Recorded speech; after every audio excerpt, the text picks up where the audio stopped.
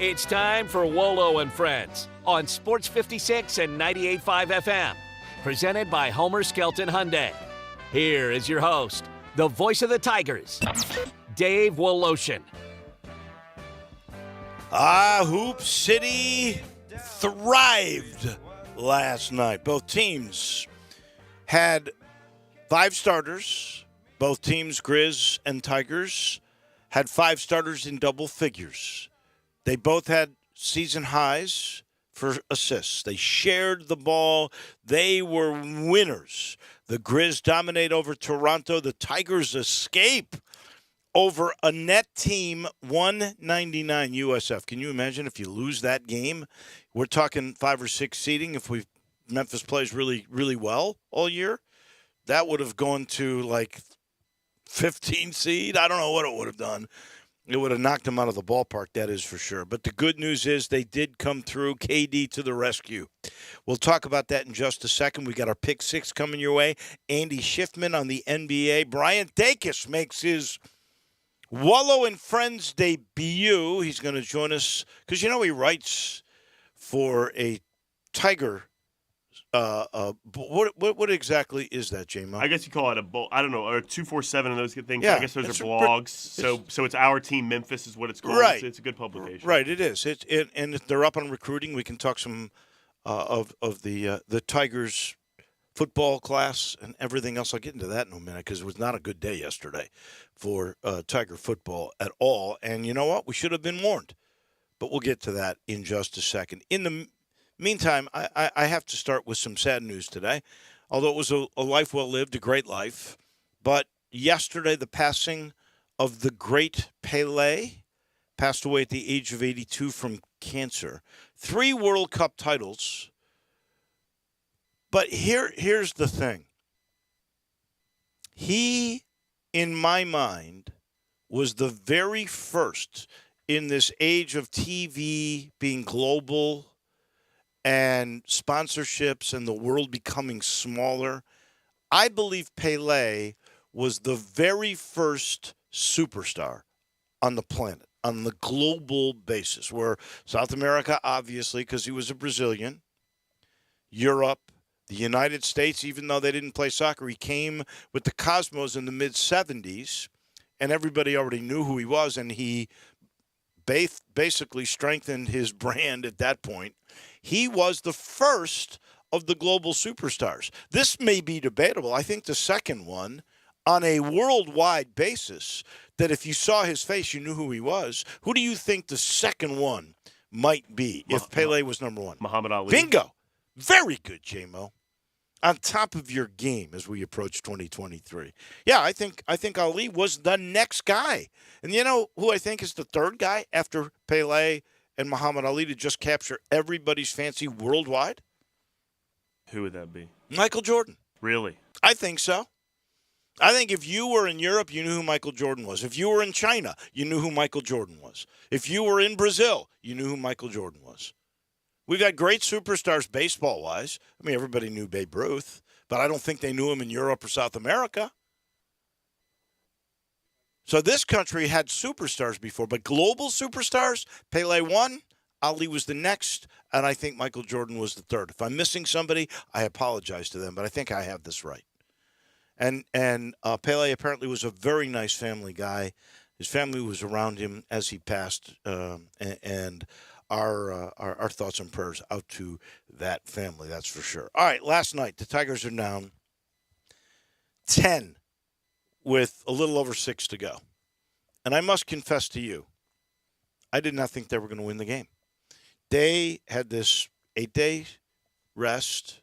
They took 199 net team for granted. I don't know why, because I think it's Brian Gregory's style of the way they play that Memphis struggles with them. I'll tell you, Memphis is now 31-7 against South Florida. And there used to be some great battles in Cal's days because Seth Greenberg was the coach there, and they had Reggie Cohn was a really good point guard. I think he might have had the conference assist record for a while.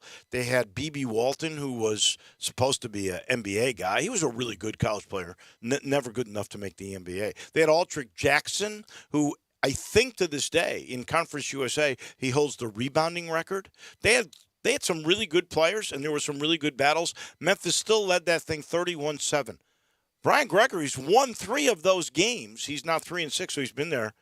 I want to say this was his either 6th or 7th year.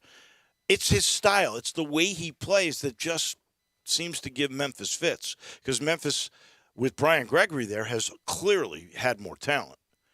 And they just, last night, one of the things they've been really consistent with all year, defense, they didn't play so well. And there was the story of Tyler Harris. I will say this to you. My heart was warmed last night by Tyler Harris and by the reaction to the fans. First off, he comes out to warm up, and he comes over and gives a fist bump to myself, Matt Dillon, and Danny O'Brien, our producer-engineer. He remembers us. He traveled with us. We've all been together since he's been playing college basketball. And I think that was genuine. I know he didn't want to go. Penny thought it would be a better chemistry team if he left, and he felt like, Tyler, go to a place where you can get kind of minutes you want, get the shots that you want. He's got the most minutes on the team. He's the leading scorer. He's the leading 3 guy. He gets more minutes than anybody by a long shot. He's the guy. And that's really kind of what he wanted, and he got it. And you know what? I think this team will get better as the year goes on because they got all these new pieces, and they got some folks. I'll get to this in a second. The Tigers did play well on offense. They just didn't play very well on defense. They stymied Tyler the first half. And every time Alo had him, he could not score. But finally he got hot. He got to the line a bunch, and he ends up getting more than his average. He averages 15.5. He got 17, and he got them to the point where he made a 3, put them up 10. Memphis came down, cut it to 7 with a 3. He comes right back, hits another. Well, doesn't hit it. Goes up to shoot 3, does a great job of making contact with McCadden, and gets 3 free throws. And he does not miss free throws. He's a lot like KD, Kendrick Davis in that regard. But then the Tigers just, with 6 minutes to go, decided they were going to play. They played great pressure defense, and Kendrick Davis hit a major 3, then stole the ball, hit a layup. There's 5 points like that, and all of a sudden, it all changed. And good teams are able to do that. But back to Tyler Harris. Not only was he hugging everybody and just so happy to be back, when he was announced, starting lineups, and he comes out, there was a standing ovation from a pretty good crowd on a rainy Thursday night against the 199 net team. It is conference opening night. But I was really pleasantly surprised at how good the crowd was, how vocal the crowd was. There was a lot of energy in FedEx Forum last night. So the U of M is able to escape with a 14-0 run from about 6 minutes to 2 minutes. I think it ended up finally a 19-5 run to pull this thing out. Tigers still have a rebounding flaw. You can make up for bad three-point shooting like Houston does all the time if you have good offensive rebounding. Tigers rebounding against a very mediocre rebounding team. Now, you don't have Malcolm Dandridge.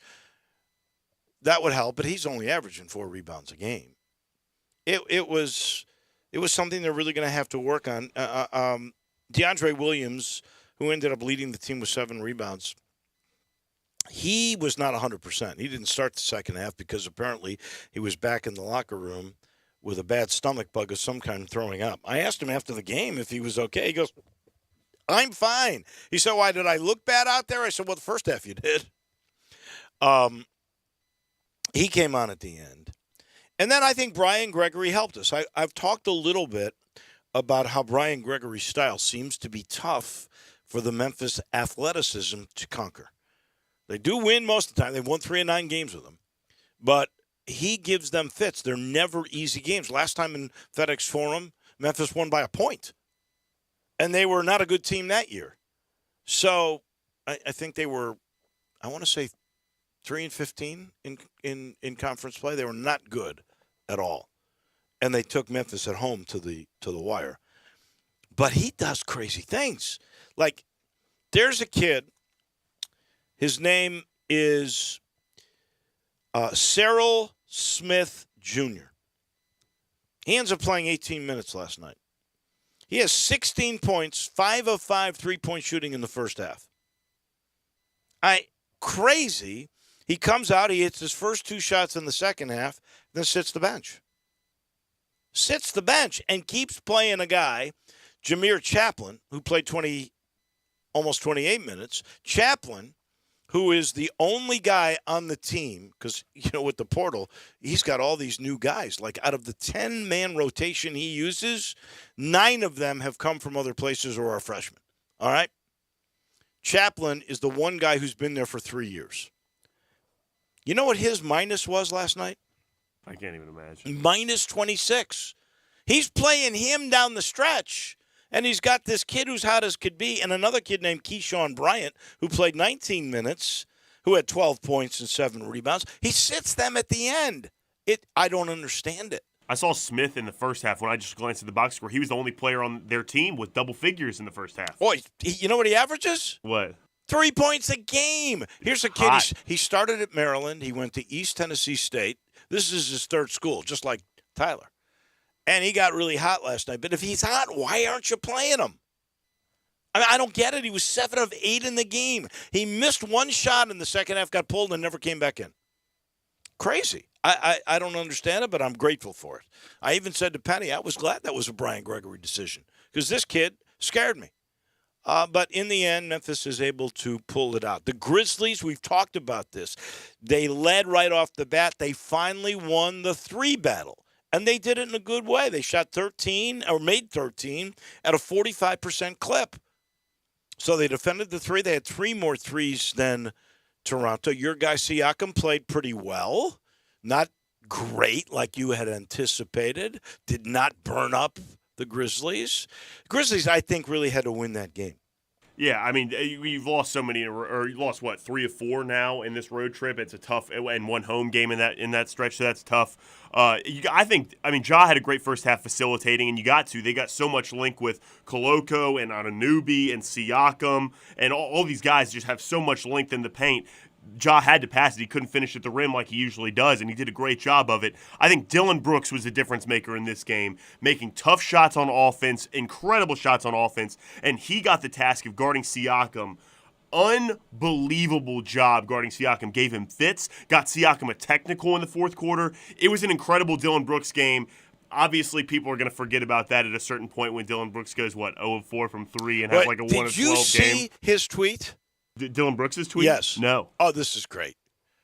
So he goes, basically, I don't want to pat myself on the back, but I play my rear end off. He didn't say that. He used the A word, which I think is legal these days, but I'm old school. It's being safe. I play my rear end off on defense. I'm entitled to take bad shots. I'm working on it. My teammates get on me all the time. The coaches get on me, but I think because I play so hard on defense, you all should understand that I'm going to take a few bad shots. That's not exactly how he worded it, but that's basically the essence of what he said.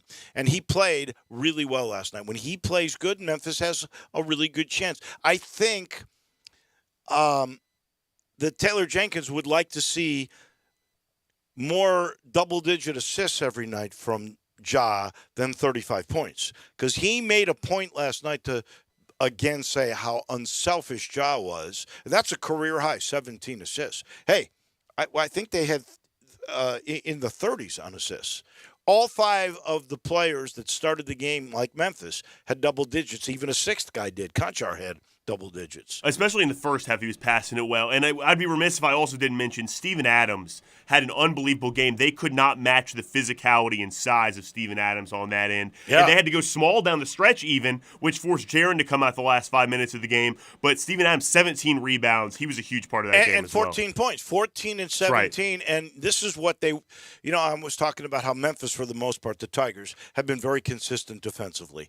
I mean, they people shoot almost under 40% on them on the whole. And I believe in the last 8 minutes or whatever it was after the Tigers finally started to play defense, they shot like 38%. That's all the Bulls could muster. The one thing the Grizzlies do, and a lot of this is Steven Adams, and also the way that Brooks and Ja score, is points in the paint. They did it again last night, 70-50. That's a plus 20. When you go plus 20 in the paint and you beat the team with threes, you're going to win the game. Absolutely. They were hitting good shots last night, had open threes just like that. Bane was hitting wide open threes. It was a really good game. No Van Vliet, obviously, and we would have liked to see Precious, who hadn't played. Well, Precious, poor guy, he's been injured for a while now. He was upgraded to questionable, though, so it looks like he's on his way back here pretty soon. I hope so. And then no Van Vliet, but still a great win for the Grizzlies. All right, last thing. Yesterday, the Tigers lost 3 players. 2 guys I'm really concerned about, and I'm saddened by. After saying 2 or 3 weeks ago on Twitter, declaring his loyalty and love for the University of Memphis and his fellow Tiger brothers, Caden Prescorn changed his mind. Now he's married, he's got a child, and I guarantee you he's got a deal, an NIL deal, at some other bigger school that offered him a bunch of money. Cameron Jackson, there were rumors a couple of weeks ago that the University of Florida was tampering with him already. He hadn't entered the portal, and some beat writer in either Gainesville or some Florida paper had said he's transferring to Florida. He hadn't even entered the portal at that point. So there was already an NIL deal in the offing. That's pretty clear. And he announced yesterday he is leaving. So, and I can tell you from the beginning of the year when they realized how good Cameron Jackson was, they were always worried that they wouldn't be able to match the deal. Javon Ivory, who just had shoulder surgery, who was a guy that I really thought was going to play a bigger role for the Tigers this year. He played a nice role. He decided he can go. I believe Javon Ivory is a loss, but not a major loss. Not like Prescorn and Cameron Jackson. Those are 2 hard ones to take. And all I can tell you is the athletic director, whether this is you think it's wrong the way the system works or not, or that Memphis has to figure out going to other people or other ways to get NIL deals for players. I understand your thinking. Most people don't like the way this system is, but this is the system. And I got a feeling the system's only going to get worse until they end up making all the players employees and pay them a portion of television money and gate. You're going to have the wild, wild west out there, and the richer are going to legally do what they've done illegally all these years. They got more money to spread around. And so you saw that. You read the letter. You saw the video where all the coaches and Laird Veach are saying, if we don't come up with more money in the NIL fund, then we're going to lose players. And this is proof positive that's the case. I'm telling you, Javon Ivory, Caden Prescorn, and Cameron Jackson did not leave the Tigers because they didn't like being here, that the facilities weren't good enough, that they were upset with their coaches. No, I'm telling you they left because they got better NIL deals, and you'll see that as time unfolds. I'm sitting in the Family Leisure Studios. Don't forget the Christmas sale winding now. We're going to have a New Year's sale coming up. I can't wait to see what they're going to do. But right now, I've heard they've even dropped prices on the Christmas deals, like on pool tables, shuffleboards, sauna, tubs, those hot tubs and massage chairs. Whew, you got to love them. Go check them out. I-40 and Witten Road. The end of the Christmas sale means even bigger savings at Family Leisure. You know our title sponsor? That's Homer Skelton Hyundai in Olive Branch. I got a car right there being worked on. I got a loaner because we got a crunch. It's Christmas time. That's how they take care of you. And they're doing that with an incentive program right now on financing. You can buy any new Hyundai. Best product, I think, in the world. You can go to Craft Road and Highway 78. That's Lamar, and it's the first exit in Mississippi. Turn left, go see Chris True and the gang. Pick up any Hyundai you want to. Santa Fe, Palisade, Veloster, Elantra, Tucson, anyone you want. Drive it off the lot and don't worry about paying for 3 months. You got 90-day deferment payment, and that's all the way through January. Just go check them out at Homer Skelton Hyundai. Okay, we do a thing called Pick Six at 16. We're late on that one now, too. My time management is so awful. It just is. So I'm 33-36. You're 38-31, but I made gains last week. I was 3-2-1. You were 1-4-1. Like fourth 1-win week. I have some tough weeks in there. Yeah, but you're still ahead of me, and you're over 500. So if we were really doing this for real, you'd have money in your pocket. I would not. So here we go. We'll start with college football. We'll do the playoffs only, and we got 4 NFL football games. We start with TCU and Michigan. The Wolverines are 7.5-point favorites. There's something about TCU. There's something about Duggan and that crew. And I've always liked Coach Dykes, Sonny Dykes. I loved his father, really. Spike Dykes was a cool guy. And he used to come to Memphis for a summer golf tournament every year. And I just thought he was a great guy. And I think so is the son. And I'm so happy for their success. I think Michigan is a really good football team. I wouldn't be surprised if Michigan wins this game. But there's something about TCU. And 7.5 points, I love that. I'm taking TCU. Yeah, 7.5 seems like a lot to me. My heart wants to take TCU really badly, but for some reason, with a 7.5-point line like this, even more than I know Ohio State's probably better than TCU, favored by even more than Georgia's favored by. I'm going to take Michigan. You're going to take Michigan. I love it. Thank you. And then we got Ohio State and Georgia. Georgia's got a 6.5-point advantage here. They're playing. Where are they playing this game? I'll look. I keep forgetting. I know it's not in it's in Atlanta, isn't it? It's the Peach Bowl. I'll take your word. I'm looking it up right now. I'm pretty sure it's the Peach Bowl. That sounds right. It's hard to keep track of it's a semifinal. It's hard to keep track of when they're playing these games anymore. Right. I'm pretty sure that's what it is. That's right. It's the Peach Bowl, and the other one is the Fiesta Bowl. So it's at home. It's at home for Georgia. It's only 6.5. Look what Michigan did to Ohio State. I just think Georgia's too tough. I think 6.5 is a fair line. I think it'll be right along that line, but I think Georgia wins by a touchdown. I'm taking Georgia. Oh, man. I'll take Georgia, too. Oh! I want to take Ohio State, but I'm just take Georgia. I thought you were going to go all Big Ten. Two favorites. Oh, that would be something, though. Yeah, it could be. That would be a repeat of that other game. And can you beat the team twice in the year? It's hard to do. I don't know. All right, let's get to the NFL before we run out of time. Minnesota at Green Bay. Green Bay is giving away 3.5. Minnesota's a better team. I don't believe in Green Bay. I think they're fortunate to be here. Aaron Rodgers has been sore. He didn't even practice until, I think, yesterday. I'm taking Minnesota. I agree. They are getting healthier. Green Bay is. They're having their offensive line's getting a lot better. But I agree. Even if the divisional game, even if the Packers do win this game, I think it's by less than 3.5. I'm taking the Vikings. Okay, we're both in agreement there. Buffalo is at Cincinnati.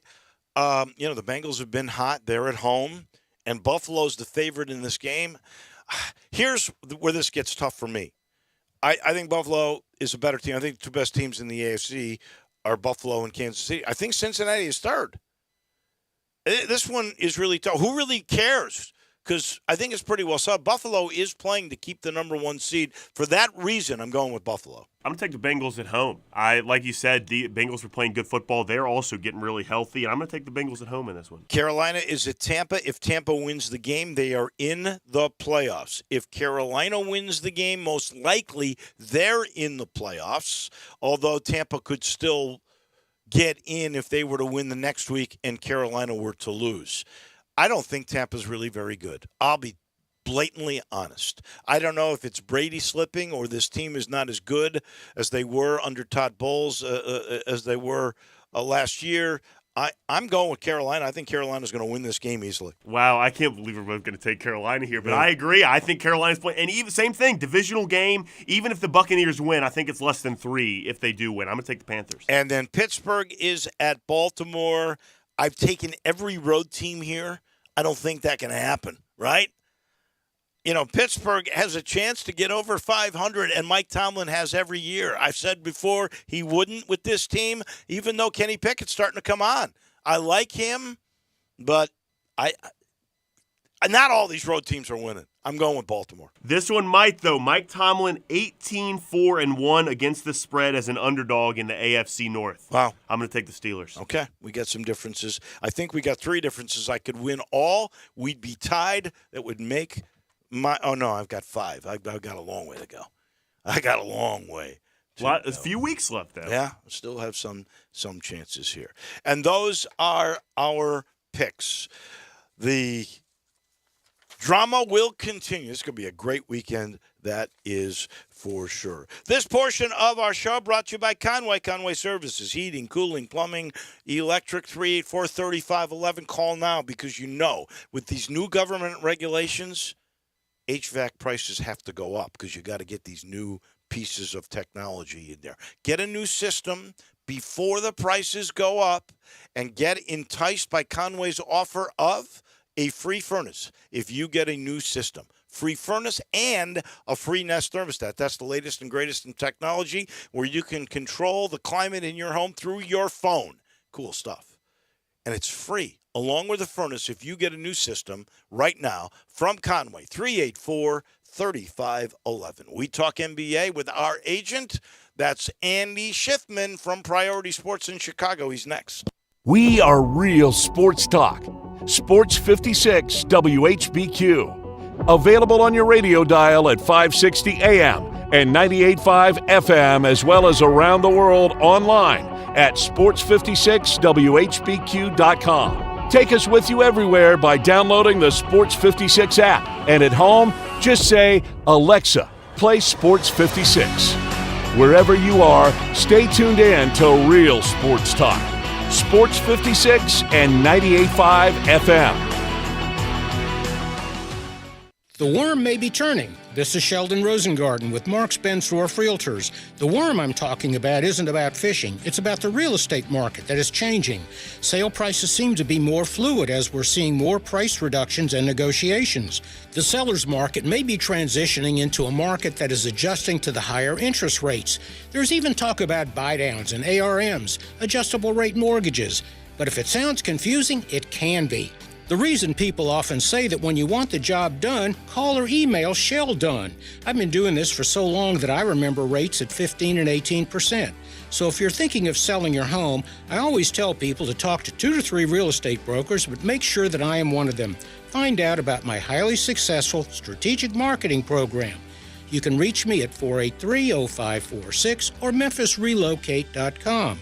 That's Sheldon Rosengarten at memphisrelocate.com or 483-0546. Do it now.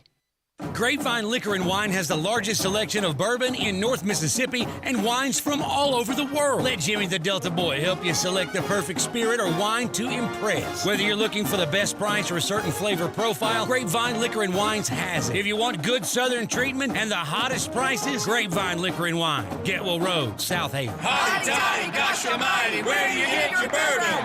Flim flam, bim bam, Grapevine, by damn.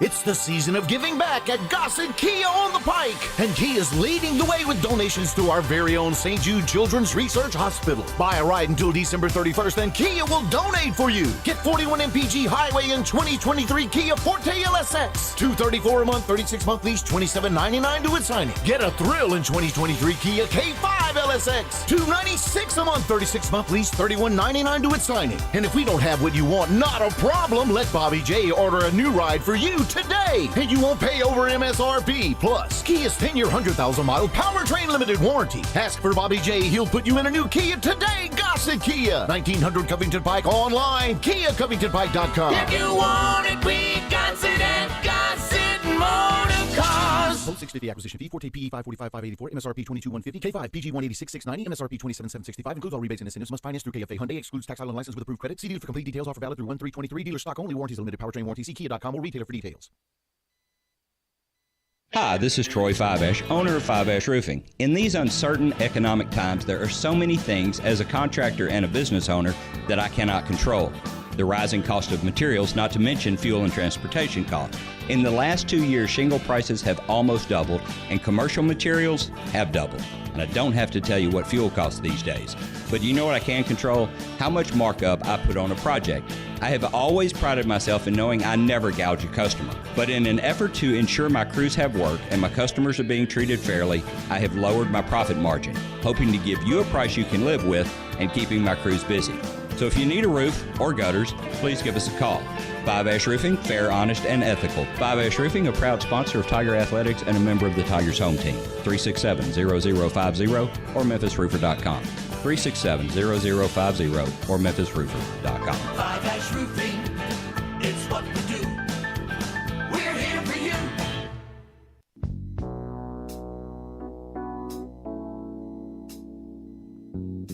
Now back to Wolo and Friends on Sports 56 and 98.5 FM, presented by Homer Skelton Hyundai.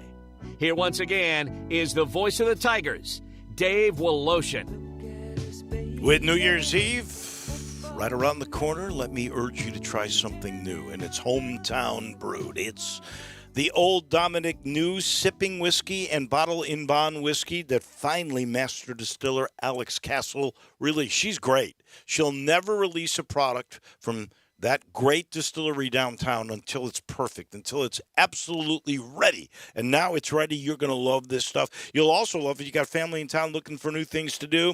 Go do a tour of Old Dominick. It ends with a tasting that you're going to love. There's a really cool bar there you can go after hours at night, too. Great place. Old Dominick, our hometown distillery. Let's really head crosstown. He's not in Chicago. He's visiting his folks. It was good to see him. He was at the game last night, and Andy Schiffman joins us now. So let me get your first thought on Kendrick Davis. And does he have any chance to be an NBA guy? Well, it's good to see you last night too, Dave. And it's funny you mentioned that because I got asked that question a lot last night. And as an agent, I think a lot of people who I know in Memphis assumed I was both home enjoying the game with my dad, but also scouting or recruiting him, which I'm not. You know, he's undersized. He is a score-first player in a point guard's body. But I remember him from SMU. He's very talented. He can definitely score every which way. He's in my opinion, the best offensive player the Tigers have. I think a player like that, he will have a chance to maybe be drafted late in the second round on a two-way, or maybe someone takes him and sticks him in the G League on an Exhibit 10. I don't think you'll see Kendrick Davis on a roster next season with guaranteed money. In my opinion, I think his best case, given what I just talked about, is on a two-way contract. But hey, you've seen crazier things happen. You've seen players like that make it going undrafted. It seems like every year, more and more, the number of rotational players that either were drafted late in the second round, given in their draft year, or undrafted altogether, seems to be increasing. So never say never. Well, the one thing he does not do is shoot, although he hit a huge three in that game, he shoot threes. That kind of worries me. Could he be a guy, because he's such a charismatic player, and you know what? He had 5 steals last night. He was big in that regard. Absolutely. He had 9 assists in the game. Could he go and make a really good living in China or an upper-level European team? Well, I think China, not early on. I think the players that you see in China, they definitely fit that profile of score first, quick guards, right? And I think Kendrick fits that profile, but a lot of times those guys, for rookies, it rarely ever happens. I think you see players that transition to those roles who have had experience in the NBA, experience in the G League, experience in Europe oftentimes. So could he eventually get there? He could. Obviously, I have Lester Hudson, who made his career in China and made a ton of money.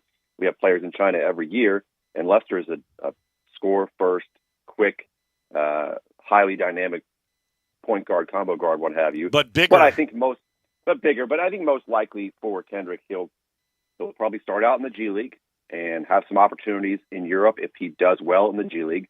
And look, he can absolutely make a name for himself and carve out a very nice role in a nice career with some high-level teams in Europe.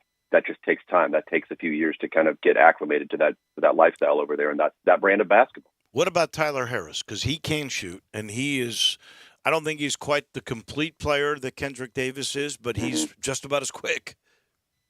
Well, look, I think he for sure fits that profile in China, maybe even a little more based on what you just talked about with his shooting ability and as quick as he is than Kendrick.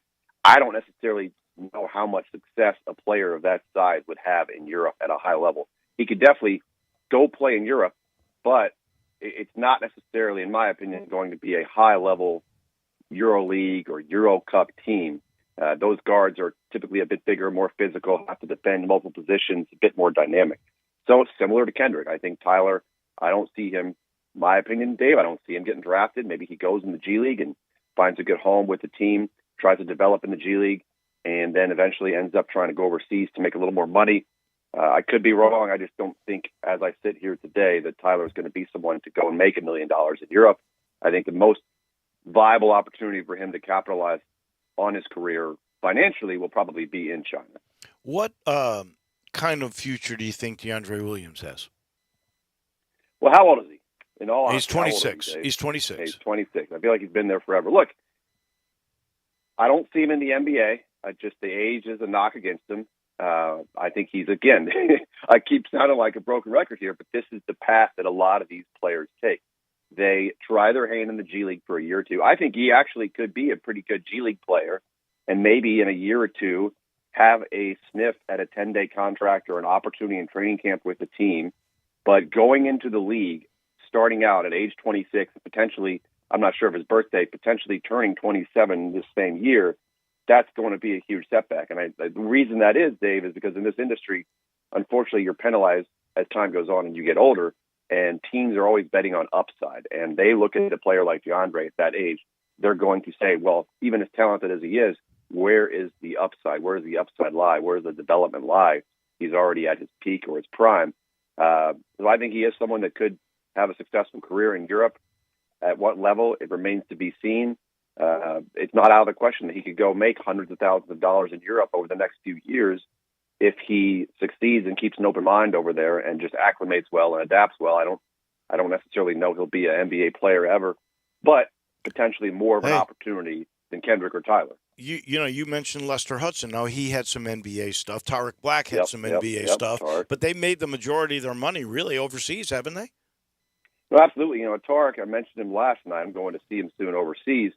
He switched to me after his NBA tenure. He was already in Europe. So he actually had a nice run of the NBA.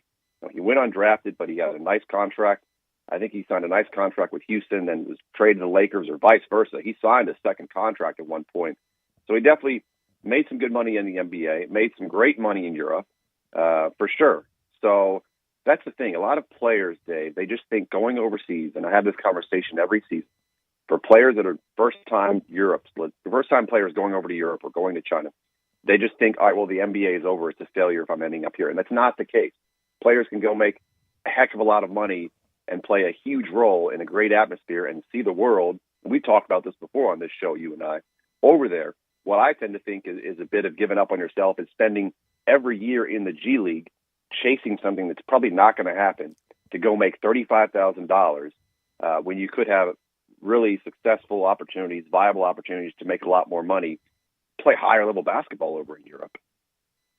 Yeah, and make 10 times the money pretty much. Absolutely. I get that. LeBron was a big story this week at age 38. Now he's saying his top priority is to win. It was almost like he's saying he wants out of L.A. and to be traded. He's got a 2 years left on his contract after this year. $97 million is the total for those 2 years after this year. Who would take that?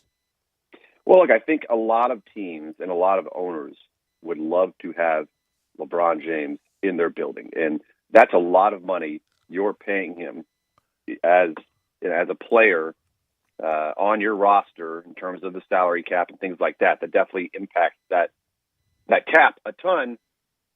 But I think you can't neglect the fact that the guy sells tickets. He's LeBron James. He's arguably one of the greatest players in the NBA. And so no matter the pockets of an owner or the salary cap concerns, what have you, to say that you can have a player like LeBron James in your building where fans can go watch him every night. I think a lot of players or a lot of teams would love to find a way to get LeBron. It is difficult. As you said, if you're LeBron James and you've got that huge contract on the book, there's only a limited number of ways you can acquire him.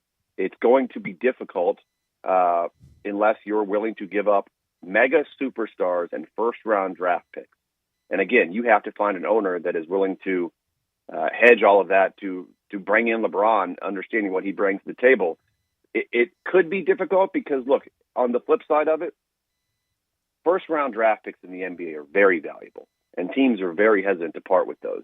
So if you're going to basically get LeBron on a loan before he retires, and that means giving up potentially multiple first-round draft picks. I mean, Minnesota did this to get Rudy Gobert, unprotected first-round draft picks. If that's the case, you're kind of hedging your future, let's say, or giving away a part of your future to get a player to help you win now. And so I think the teams that it makes sense for are those teams that are really right there at the cusp, ready to win now. But at the same time, if you're a Boston, if you're a Milwaukee, if you're a Denver, if you're a Brooklyn, would you really do that? Would you really rock the boat, bringing in a guy like LeBron? LeBron is LeBron, right? He's not coming in to take 10 shots a game, to come off the bench, and to be a leader. He's coming in to have the ball in his hands and to help a team win a championship.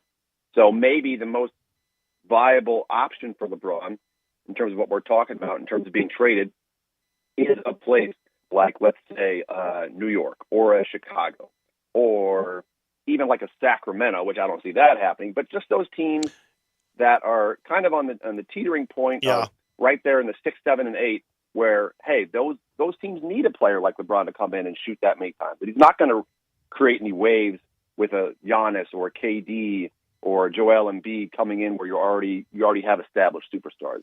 I mean, I think realistically, I think it's going to be very tough for them to move LeBron. But look, he's LeBron. If he stands on the table and says, I want to be traded, they're going to have to listen. I think you're right. Chicago, New York, Sacramento, those are the teams, because Kevin Durant is not going to want.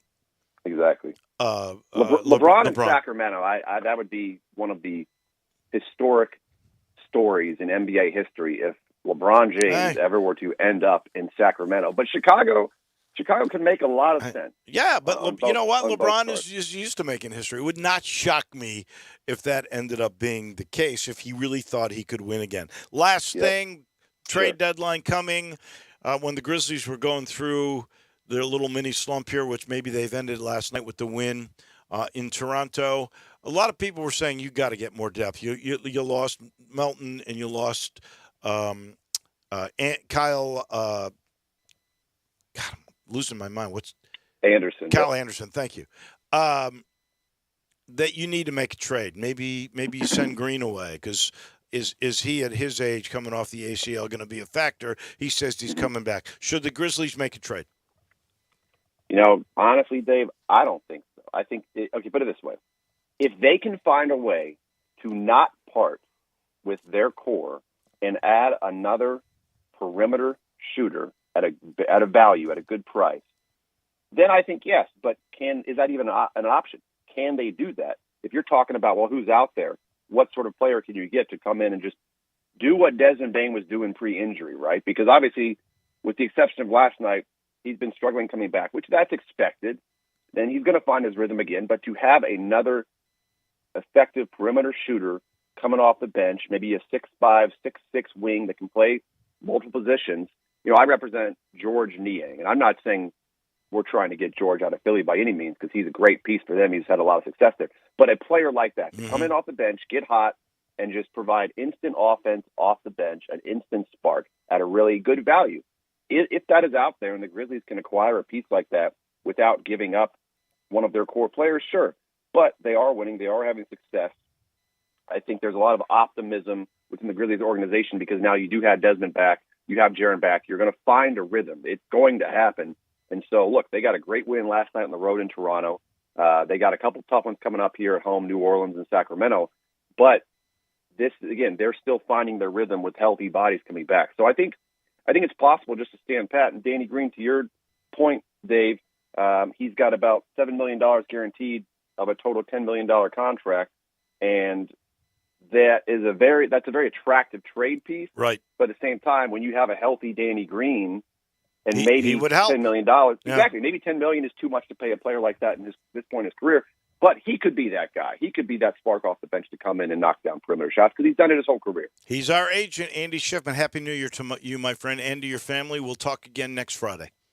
Sounds good. Enjoy New Year's down in New Orleans. Don't get in any trouble. I'll try not to, I promise. Too old to get into any kind of trouble, that is. Andy Sheffman, he's brought to you by Sheldon. Yeah, it's New Year. If you're considering moving into a bigger home, maybe you're scaling down or you're moving out of town, Sheldon works the holidays. Oh, he's working 24/7, 365. That's just the way he operates. So even if you're thinking of improving your home, Sheldon can tell you what renovations will make you more money in the future, and he does that based on recent data. He keeps up with everything in the real estate business. And folks there say when you want the job done, call Sheldon, 483-0546. He's got that strategic marketing program involving preparation and presentation. It works every time. Go look, memphisrelocate.com. And call 483-0546. Brian Dankis on the Tigers from 24/7. He comes your way next. Add a little fun to your lunch break. Join Johnny Radio for Sports 56 Happy Hour from 11 to 1 every weekday on Sports 56 and 98.5 FM. If you need glass replaced, there's only one name you need to know. Binswanger Glass, the largest full-service glass company in the U.S. They've been an industry leader for over 145 years. For all your residential, commercial, or auto glass needs, Binswanger Glass is the name you need to know. 24-hour emergency service for all commercial customers, plus a nationwide warranty on all professionally installed glass. Visit Binswanger Glass in Midtown at 340 South Hollywood across from the Liberty Bowl. Visit binswingerglass.com. Binswanger Glass. 0650 acquisition fee, 30,000 miles per year, 20 cents excess mileage, 0 security deposit. Forte PE 545 584, MSRP 22,150. Sorrento PG 172 274, MSRP 32,720. Includes all rebates and incentives. Must finance through KFA Hyundai. Excludes tax title and license with approved credit. See dealer for complete details. Offer valid through 1/3/2023. Dealer stock only. Warranties a limited powertrain warranty. See Kia.com or retailer for details. Mid-South Randy here at Gossett Kia South Mount Moriah, and we're gearing up for the season of giving back. And if you buy a car now through December 31st, Kia will make a donation to our very own St. Jude Children's Research Hospital. Hey, Jeff, my man took the day off to visit Santa to get his list ready, so I've got the helm today.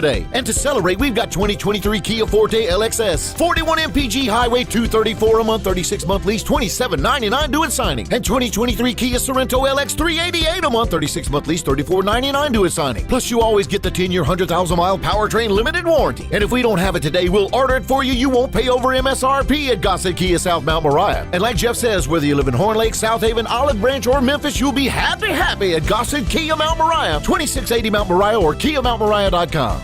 Say there was a place, the perfect place for everything you need for tailgates and patios. Grills and chairs, charcoal and coolers. Everything to make a great game or a great day. That perfect place wouldn't be a warehouse. It's East Memphis Ace Hardware. Locally owned and operated at Quince and White Station, East Memphis Ace Hardware is where you'll find Benjamin Moore paints, local plants from local growers, and Black & Decker tools. Around the block, what you need in stock with people who know their tailgates. Welcome to East Memphis Ace Hardware, the home convenience store. You've heard of James Gaddis Jewelers, but have you heard what they've done lately? Everything! A tremendous selection of diamonds and jewels, gold, silver, and much more. Lots of watches, tons of custom-made jewelry, fine gemstones, bracelets, necklaces, so many choices. Romantics will love the one-of-a-kind estate and vintage jewelry. James Gaddis has experts to help you with wedding and engagement rings, plus 2 repair experts for fine watches and jewelry. Layaway and financing available. James Gaddis Jewelers at 4900 Poplar. Now, back to Wolo and Friends on Sports 56 and 98.5 FM, presented by Homer Skelton Hyundai. Here once again is the voice of the Tigers, Dave Woloshin. We always get reflective this time of year, thinking about family and things of that nature. You got to think about protecting them. I got the guy. When you want great value, great service, you got to think my man, Matt Eflin. The Eflin insurance team does things a little differently. They collaborate with you on insurance. They get to know you. They know your family, what your goals might be, what's important to protect, what your budget is, and then they figure out the absolute best protection for home insurance, maybe a car program, and certainly life insurance. Same thing with small to mid-sized businesses. They're commercial insurance experts. They get to know your product, your assets, what your personnel is like, what your budget is, and then they protect you. All you got to do is call 901-386-GER, because they're big Tiger supporters, 901-386-4777. That's the Eflin insurance team. Nice to welcome to our family Brian Dacus. You hear him every night on Sports Time with Brett and with Gabe, and now he joins us because of his duties with 24/7. He is a Tiger expert. So let's start, not basketball. I know you were there last night. It was a heck of a game. Let's start with the losses of Prescorn and of Cam Jackson and Javon Ivory. Kind of got a warning from Laird Veach. This was going to be the case with the NIL money, and now it's coming to fruition. What do you think will happen in the long term with Memphis, even in light of the positive, which was a very good recruiting class for football? Good morning, Brian. Good morning, Dave. Thanks for having me on. I think you're right. I think earlier, kind of later towards the season, we saw Laird Veach kind of come out and put out the letter, sending it to all the season ticket holders and all the boosters, kind of saying that, hey, this is the new reality that we're living in with NIL and paying players, and that this was going to be a reality. And I think a lot of people thought that maybe Memphis had kind of surpassed this by not having any transfers or any significant transfers in the portal before the bowl game. You win the bowl game, a really good win. I thought a pretty dominant performance by the Tigers. But then you've got, really three playmakers. Your leading receiver in Caden Prescorn, a guy that got over 500 yards this year in Javon Ivory, and a guy that started on the defensive line in Cam Jackson. And then, you add a younger receiver in Cam Wright, who is a redshirt freshman, didn't get a lot of playing time, but, right. About 6'3", a little over 200 pounds, a guy that you thought could maybe come in this coming up year, maybe the following year, and play a significant role. So definitely four guys that you really didn't want to see go, especially Caden Prescorn after he put out, 2 weeks ago that he was going to come back, and then just completely flipped and is now in the portal. Yeah. I was really sad. Cam Wright does have an upside, good size, kid from Batesville, and he was starting to get worked in. That is for sure. But the Prescorn and the Cameron Jackson, those were the two that hit me hard. Especially Prescorn, because he did say he was going to stay, and he went out of his way. And I'll be watching very closely to see where he ends up. What was your judgment of that recruiting class? A lot of needs were filled. 10 linemen, either offensive or defensive, a 4-star defensive back, and obviously I thought that was the biggest weakness on the team was the defensive backfield last year. Yeah, absolutely. I think they addressed a lot of needs. It definitely showed that one of their targets going into this early recruiting period was the line. Both sides, they signed a lot of offensive linemen, a lot of guys that have experience at offensive tackle, which was kind of, it wasn't really the concern. Last year, obviously, a lot of injuries on the offensive line, but you're losing both of your starting offensive tackles after this season. So you're going to need to replace both of those positions, and so they brought in a lot of guys with that. You mentioned the 4-star defensive back, which is huge because kind of saw some weaknesses there. The biggest thing, a lot of positives from this, but the biggest thing that kind of hit me is that on the first day of that early signing period, you lost 3 of your offensive weapons. Caleb Black, who was a 3-star wide receiver commit, ended up picking up a late offer from Arizona State, and he flips to Arizona State on signing day. Javius Bond, a 3-star athlete, he goes to East Carolina. And then wide receiver Harvey Broussard, who was, I believe, a 3-star guy, looked like he had a lot of upside, a 6'4", big receiver. He ended up flipping to Louisiana. So, you fix a lot on the offensive line. You're going to bring in a lot of depth in the linebacker group, the defensive back. You fixed a lot of things defensively and then the offensive line, but kind of lost out on 3 playmakers that you'd think could come in the next couple of years and kind of make a difference on the offensive side. All right, let's switch real quick to hoops. Did you think with 6 minutes to go, down 10, the Tigers were coming back last night? I'll be honest, I thought that game was over, and I think that kind of plays into that's the teams we saw last year. Those are the teams we saw 2 years ago. Those were teams that if they were down 5 minutes, 6 minutes left in the game, there was really no chance they were going to come back and win. And so I think everyone kind of had that in their mind, but those teams last year or 2 years ago didn't have Kendrick Davis, and Kendrick Davis was fantastic that last 6 minutes. I totally agree with that assessment. I don't think last year's team comes back. Davis is a big part of that, but I think it's the whole mentality You know, Chandler Lawson played really good in that game Yeah, last night. he had a came big in steal, big and layup, helped. yeah. And I also think when you look at it, those pre-conference games, the non-conference schedule that Penny had, prepared them, because there were close games, prepared them for that moment.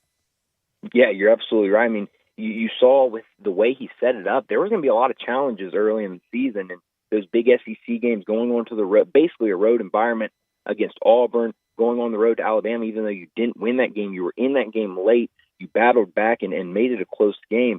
So, yeah, I mean, this mindset that this team has is fight, fight, fight. Kendrick Davis was talking after the game in his press conference yesterday that, you know, Penny kind of pulls him to the side after practice and after games or at halftime in games and says, hey, we need you to play defense. We need you to, you know, pick it up defensively. And that really fuels him. And he said fuels the whole team. So that mindset has definitely switched with this team. I think the older guys, the veteran players you have also played a big role in that. Funny you bring that up because on the postgame show, KD said to me that in the huddle, I guess the under 8-minute media mark, he went to KD, he went to Kendrick and said, be the warrior you're supposed to be. Take the game over.